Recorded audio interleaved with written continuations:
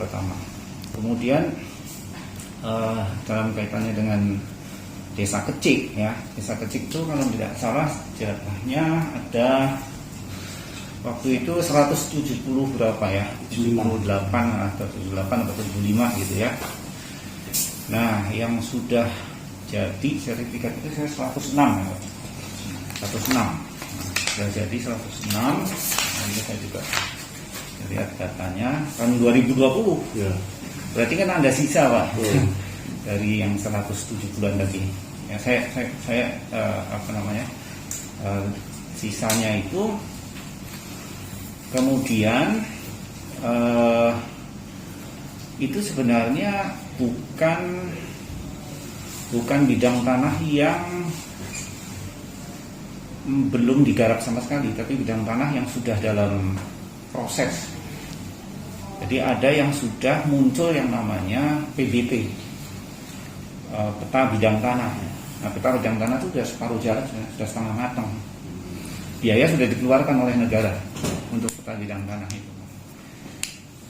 Nah, peta bidang tanah itu yang sebanyak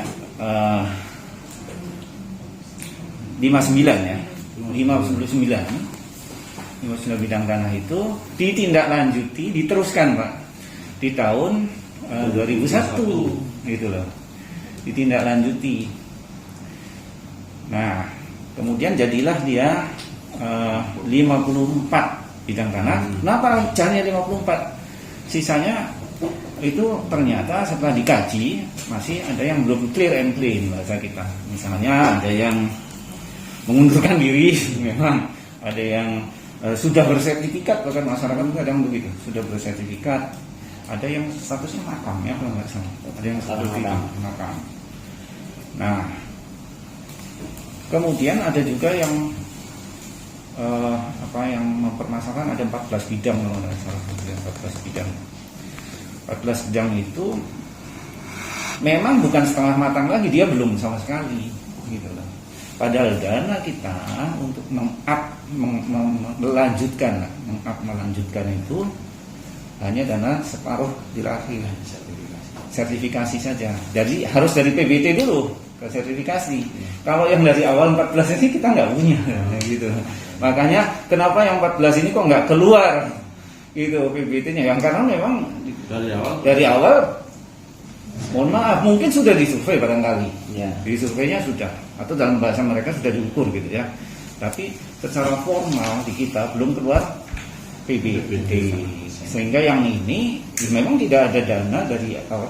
Kita hanya punya dana namanya dana SHT. Dana SHT itu dana untuk meneruskan ya. Yang itu. Nah, kemudian mengapa muncul kok tadinya nggak ada tadinya? Saya pakai analogi aja deh. Misalnya jenengan dapat bantuan beras, ya dari pemerintah mau bagikan nih, kan sudah ada data tuh, ya. Ini untuk ini untuk ini. Mungkin nggak ketika, waduh, ini ternyata double, ini ternyata tidak clear and clean, mungkin orangnya sama misalnya ya dari datanya itu. Kemudian, waduh, ini dari 50 desa X ini ternyata yang bisa kita bagikan cuma 25. 25 ini kita harus cari desa lain, cari yang menerima lain. Nah seperti itu logikanya. Jadi nggak bisa juga satu orang ini fix data sekian harus di itu, kita tetap saring Pak.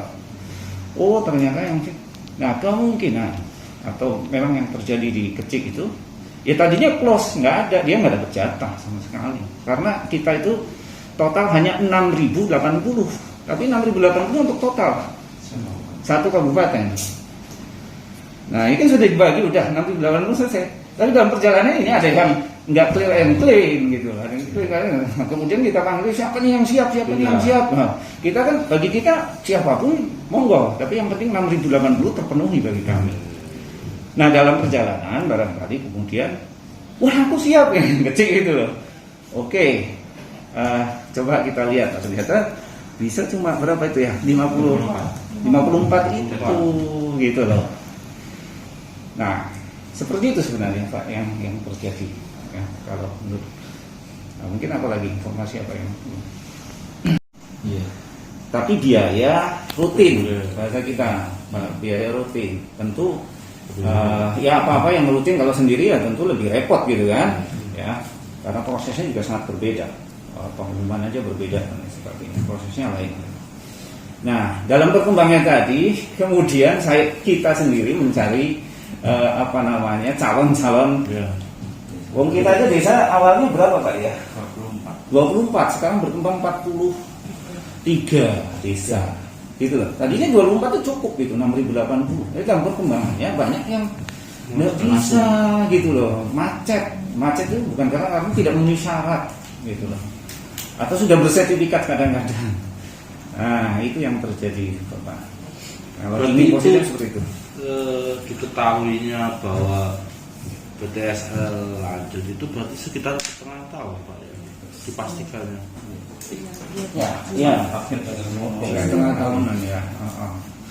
Begitu.